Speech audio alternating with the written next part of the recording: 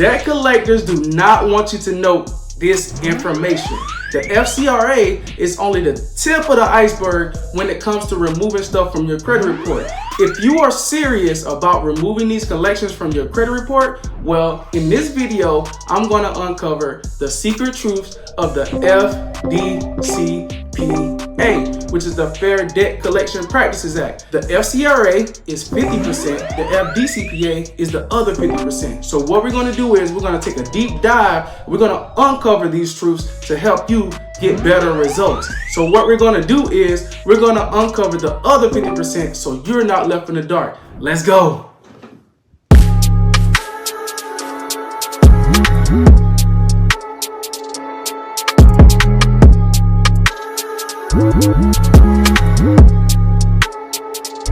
Hey, what's going on, family? My name is Michael, aka Mr. Drake Visions. I'm the other half of the credit team. Well, you don't see me that often on videos, but you see me on live streams, and if you work in my company, you probably heard my voice once or twice. What I'm going to do is I'm going to complete the other half of what Dave teaches. Dave teaches the FCRA, and now that you guys are getting comfortable with it, I thought it was time for me to come out and teach the FDCPA. The FDCPA is kind of like the FCRA, but what it does is it doesn't govern the credit bureaus, it governs debt collectors. All right, so to understand the FDCPA, you will need to know what an original creditor is and what a debt collector is. And I'm going to show you guys some tips and tricks on how to get your results. But first things first, we got to pull our credit report. I'm going to pull up a credit report using Identity IQ. The link is going to be down in the description. I want you to follow along so I can show you what a debt collector is and an original creditor. All right, let's go.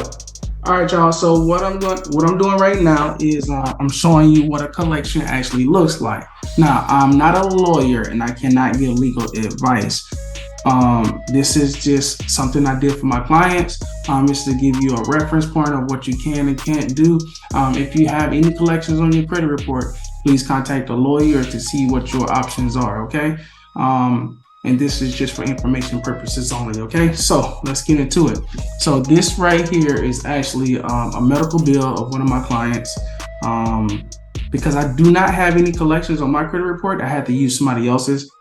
So a lot of this information, I can't go through it entirely, but I'm going to show you what it looks like. And then I'm going to show you the laws. And then I'm going to show you how to use a letter to effectively knock out this debt. All right, y'all ready for that?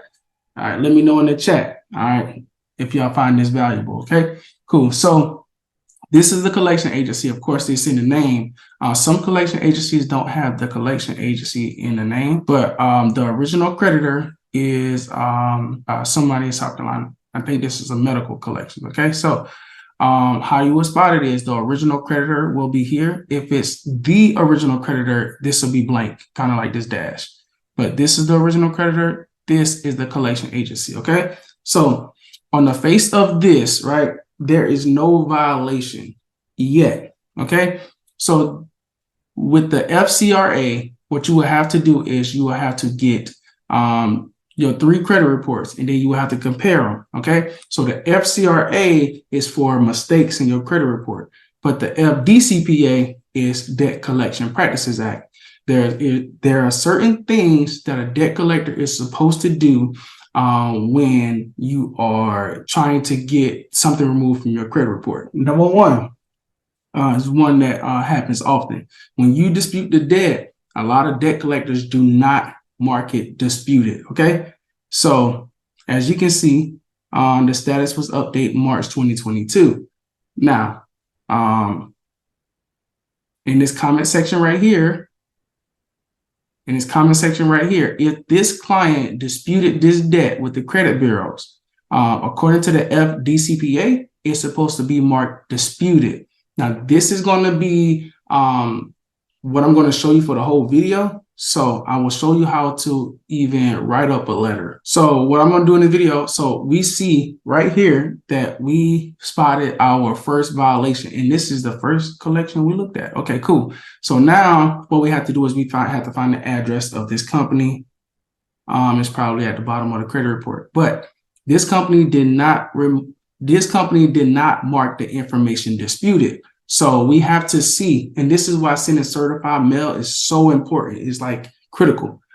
when you send something to these companies, they're supposed to market dispute it as for the FDCPA. So now we're going to go over to the FDCPA and I'm going to show you exactly where it says they're supposed to market dispute it. And if they do not market dispute it, then you have your first violation.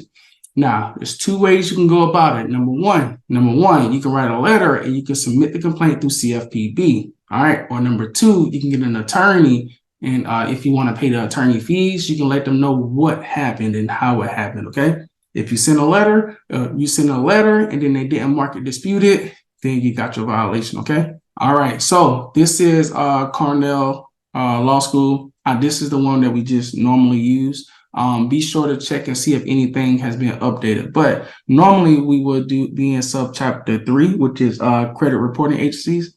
But we're going to do debt collection practices. Okay. All right. So now we saw that the debt did not have in the comments, it didn't say anything. It was like blank. So if this client sent a letter off before they sign up with us, then they have a violation. And this violation is 15 USC 1692E, false or misleading representation.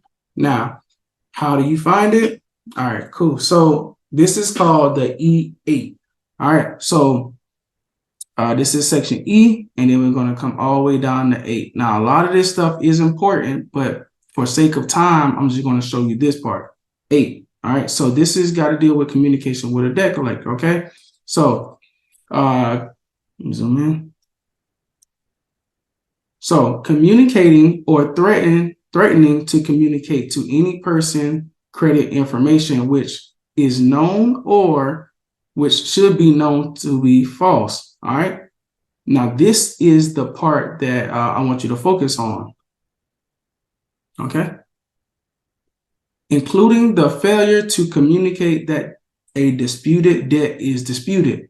So if you send a letter to the credit bureaus and the credit bureaus send the letters to the debt collectors, everybody has to make sure that the information says disputed, because everybody needs to know that whether you're going to get a house, a car, or something like that, somebody needs to know that that you are in the process of disputing this debt. All right. If they do not put it on your credit report, it's a violation of your rights. Okay. So this is the classic E8 claim. That's what we're going to call it. Okay. So if they don't communicate that the disputed debt is disputed, that is a violation.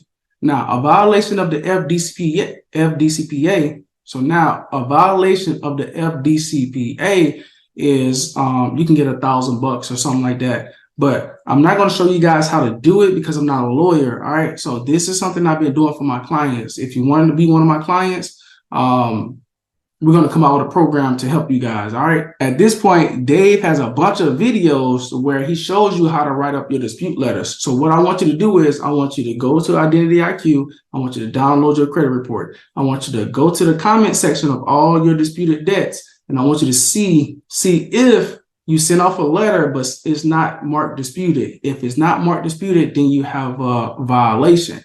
Now, what you do next is you can go over here to CFPB. So now I'm here at the CFPB. All right. So what I want to do is you want to go down to start a new complaint.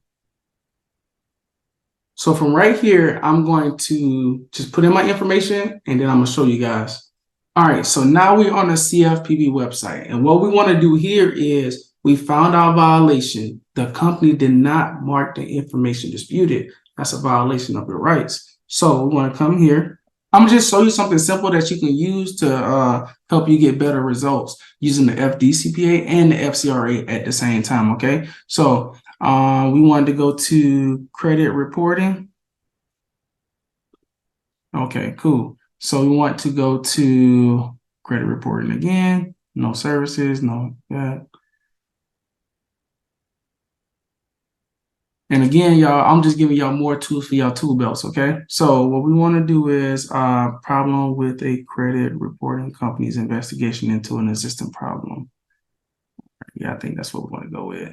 All right, so you guys can choose the best method for you. I'm gonna either probably end up choosing the investigation took more than 30 days because the item wasn't marked disputed, or I'm gonna say was not notified of the investigation status or results. I'm gonna just try this one for right now. Have you already tried to fix this problem with the company? Yes. And your letter to that company was your first time trying to fix the problem. All right. So what happened? Okay.